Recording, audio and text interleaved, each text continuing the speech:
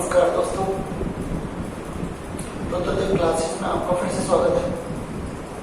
देखिए, पिछली वीडियो में मैंने आपको राजस्थान की प्राचीन सभ्यताएं पढ़ाना प्रारंभ किया, वीडियो डाले थे और उसी कड़ी को मैं आगे बढ़ाते हुए अपनी जो सभ्यता है वो है गणेश्वर सभ्यता। कालीबंगा और आहट सभ्यता मैं आपको डाल चुका हूँ, इसकी वीडियो डाल चुका हूँ मैं आपके लिए, और आज मैं गणेश्वर सभ्यता आपके लिए पढ़ा रहा हूँ।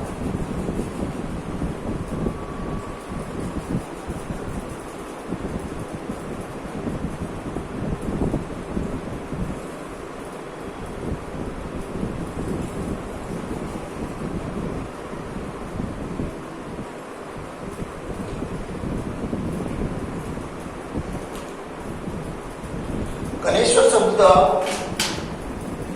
यह एक ताम्रयुगीन सभ्यता है।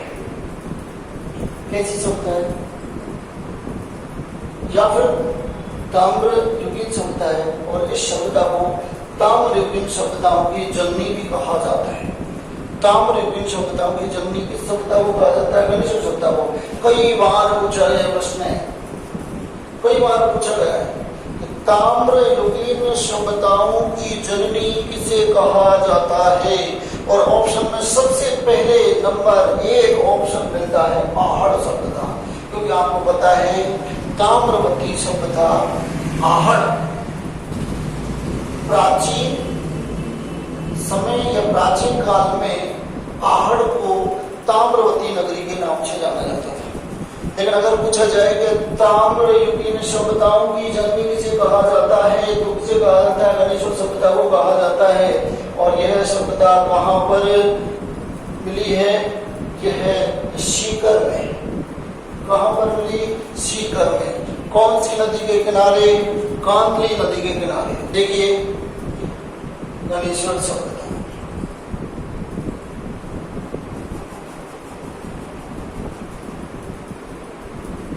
कांतली नदी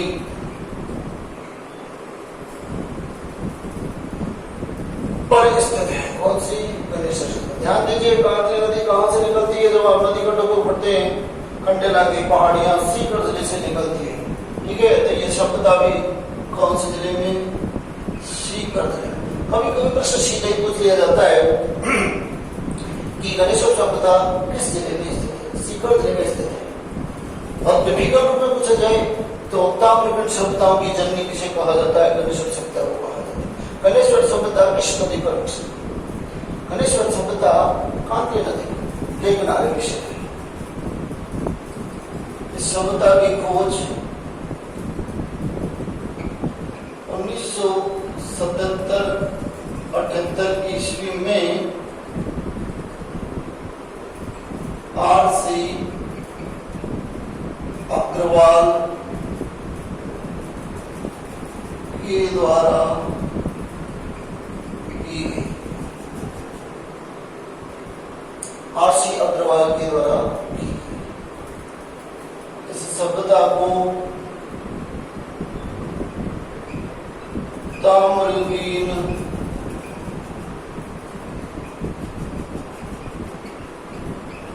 सभ्यताओं की जननी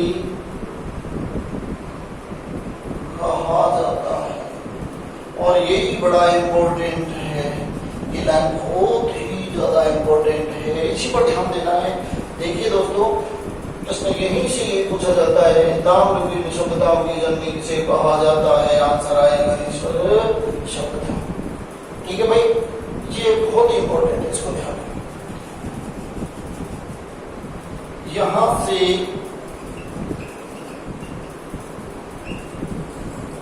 तांबे गलाने की भट्टियां मिली है।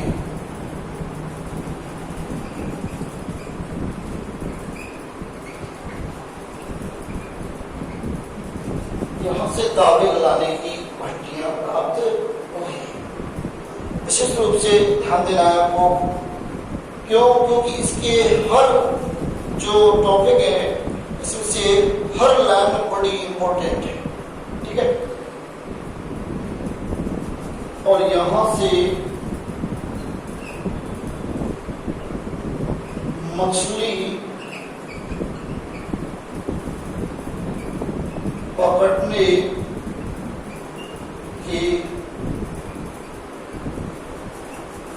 कांटे के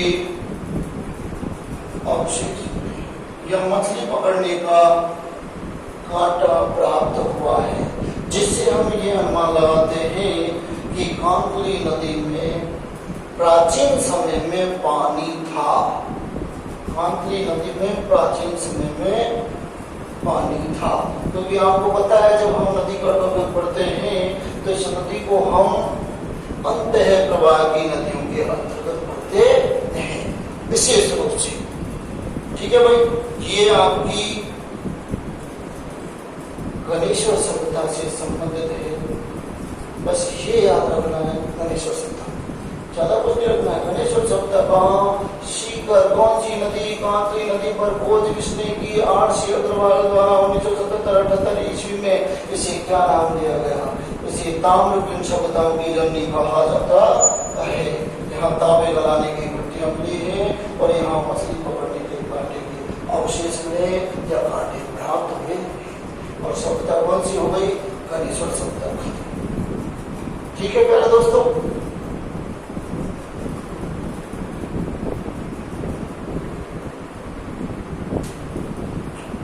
मिटा देता हूं इसको।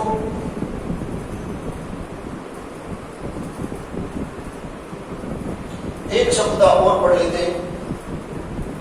शब्द है नोह शब्द, नाम सुना होगा नोह शब्द।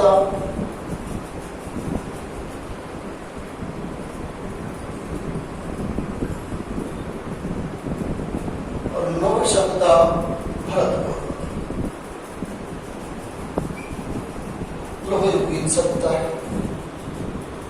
भरतपुर में।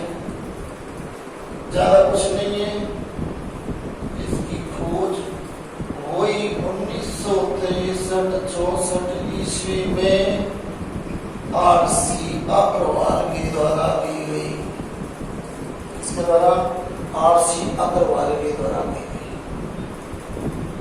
वैसे सीधा एक बार प्रश्न पूछा गया था पिछले पेपर में, तो जैसे पुराना पेपर है वो काफी, तो पुराना पेपर को भी देखोगे तो मिलेगा प्रश्न एक बार क्या पूछा गया, नोह सभ्यता कहाँ स्थित है, नोह सभ्यता कहाँ स्थित है, सीधा ही। तो नोह सभ्यता कहाँ है, भरतपुर में स्थित है। आपको ज्यादा कुछ नहीं, डायरेक्ट यहाँ पर विशेष रूप से देखिए, यहाँ जो सभ्यता से संबंधित या 5 सभ्यता व संस्कृतियों के एक साथ का मिले अवशेष। तो यहाँ 5 सभ्यता एवं संस्कृतियों के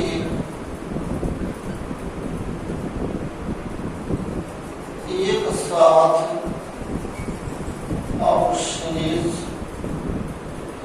मिले हैं।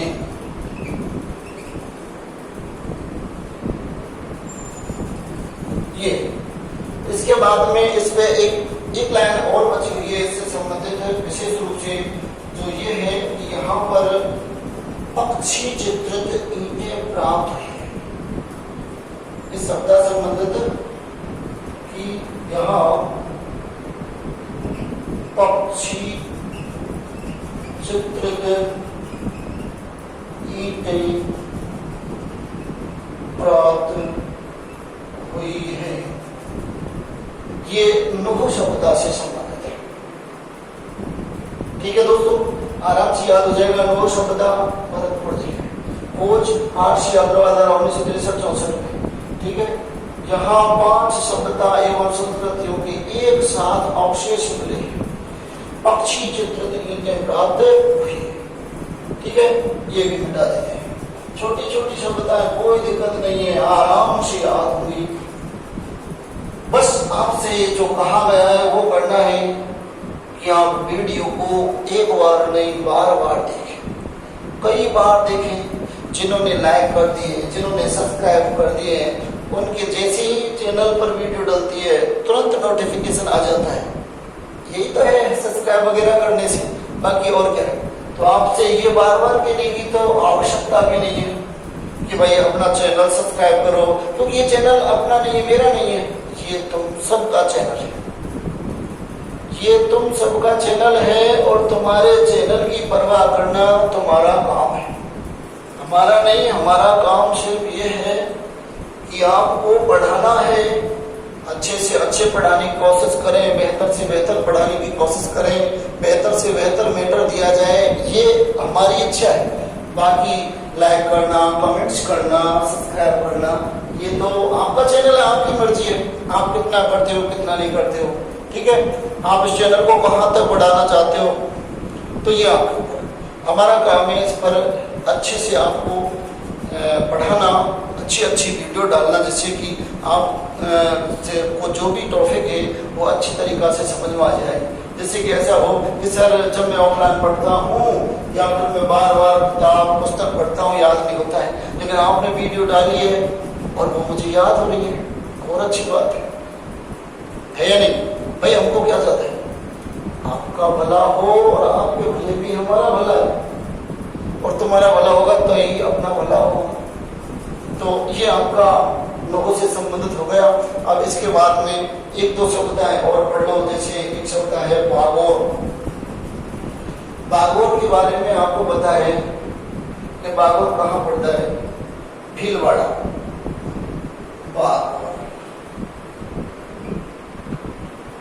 बागोर भीलवाड़ा,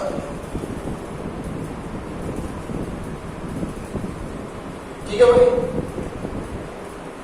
ये बागोर भीलवाड़ा जिले में है, लेकिन यहाँ पर जो नदी है वो कोठारी नदी, कोठारी नदी पर स्थित है।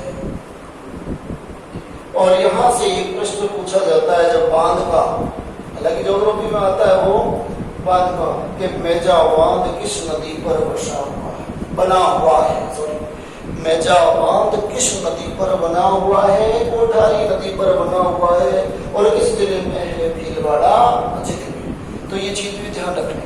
अब इसमें कुछ नहीं है, ये ध्यान रखना, बागोर शब्द का भीलवाड़ा जिले में है, कोठारी नदी पर स्थित है, और इसकी खोज वीरेंद्र नाथ मिश्र ने की थी। हालांकि देखिए जरूरी नहीं है इससे क्वेश्चन आए, तो ये भी जरूरी नहीं है कि इससे क्वेश्चन न आए, चाहे छोटे रूप में हो शब्द था, लेकिन पढ़ना तो बहुत ही जरूरी है। क्यों, कोई पता नहीं डायरेक्ट ये पूछिया जाए कोठारी नदी पर कौन सी सभ्यता विकसित हुई है, ऑप्शन में कई दे दिया जाए जिनमें एक बागोर, डायरेक्ट कर दिया जाए, समस्या का समाधान हो गया।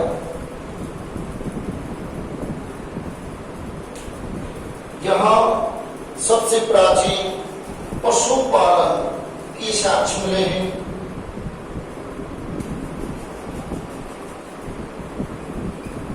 सबसे प्राचीन पशुपालन के साक्ष्य मिले हैं। यहाँ से कपड़े के साक्ष्य मिले हैं। इसकी खुदाई 3 स्तर पर की गई, और ये आपकी बात को सत्ता होगी। ठीक है प्यारे दोस्तों, देखिए 2, 3, 4, 3 लाइन याद रखनी है। बागोर भीलवाड़ा में कोठारी नदी पर स्थित है। इसकी खोज वीरेंद्र नाथ मिश्र के द्वारा की गई थी, और सबसे प्राचीन पशुपालन के साक्ष्य इसी में मिले। कहाँ, बागोर, ठीक है। और कपड़े के साक्ष्य मिले हैं, खुदाई के 3 स्तर पाए गए, और ये बागोर भी आपकी सभ्यता कंप्लीट हुई।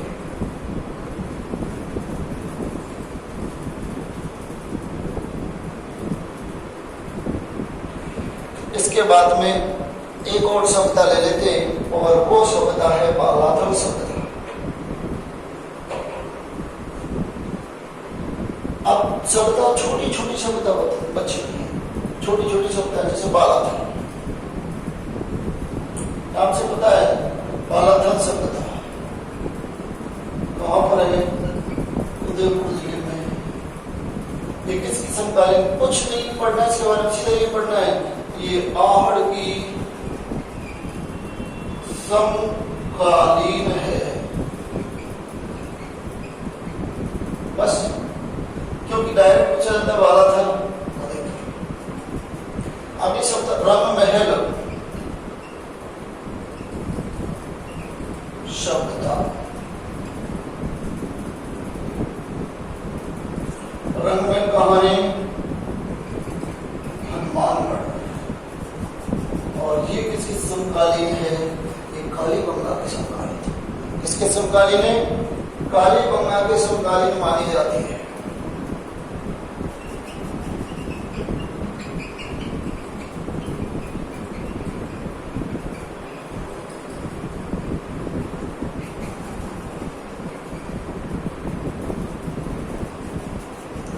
इसके बाद में एक और शब्द देखो, सौंधी शब्दता, और चौथी शब्दता बीकानेर। कभी पूछ लिया जाए भाई, डायरेक्ट पूछ लिया जाए, छोटे छोटे डायरेक्ट नाम से संबंधित जिले और नाम। चौथी शब्दता बीकानेर, और इसको प्रथम कालीबंगा कहा जाता है। क्या कहा जाता है? प्रथम कालीबंगा शब्दता कहा जाता है।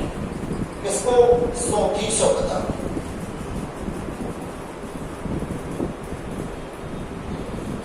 रेड,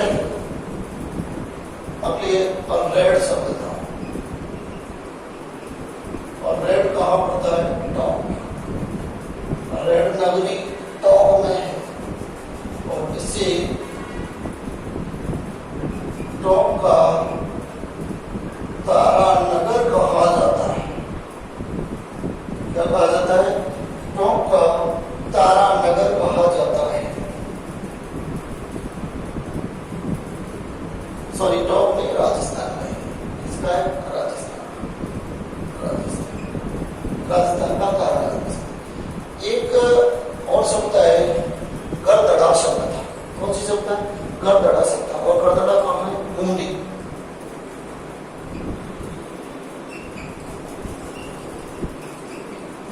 गरदड़ा से होता है बूंदी। यहां पर आपको बताया रॉक पेंटिंग क्या है? गरदड़ा शब्द में रॉक पेंटिंग। और कैसी rock painting? World rock painting. ये किसके लिए प्रसिद्ध है? वर्ल्ड रॉक पेंटिंग के लिए प्रसिद्ध है। हालांकि एक शब्द से संबंधित एक और भी स्थान है, और वो है, चलो वो भी लिख लेते हैं, मौला शब्द है। कोई दिक्कत नहीं है, तो पूछ लिया जाए डायरेक्ट, जो मौला शब्द था, मौला शब्द। और मौला शब्द है जैसलमेर। इसकी एक विशेषता यही है कि यहाँ पाषाणकालीन, क्या है? पाषाणकालीन कुल्हाड़ी प्राप्त है। कुल्हाड़ी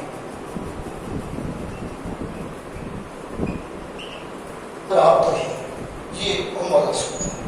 तो इस प्रकार से ये आपकी शब्दताएं, एक दो शब्दताएं और बची हुई है, वो भी डाल देंगे। और लगभग शब्दताएं का जो टॉपिक है प्राचीन राजस्थान की शब्दताएं, वो टॉपिक भी पूरा हो जाएगा। ठीक है भाई। हाँ, बची हुई है एक और भी बची हुई है शब्दता, जिनमें इम्पोर्टेंट है बैराट शब्द।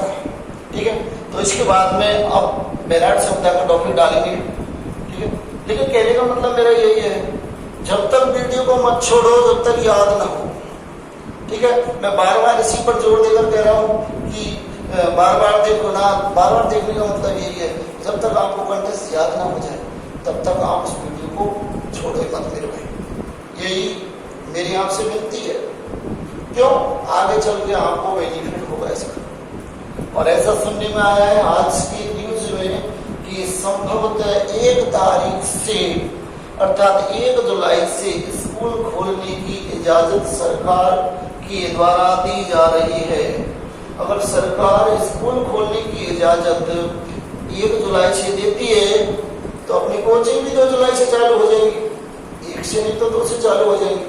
ठीक है, तो फिर आपको पढ़ाई पे जुड़ना ही है, और जब तक आपकी जॉब नहीं लगती है तब तक मेहनत तो करनी ही पड़ेगी। तो मेहनत से कतराओ नहीं, मेहनत करो। ठीक है, और जो भी वीडियो डाली जाए उसको अधिक से अधिक बार देखो, जिससे आपको कंठस्थ रूप से याद हो जाए। ठीक है दोस्तों, नमस्कार।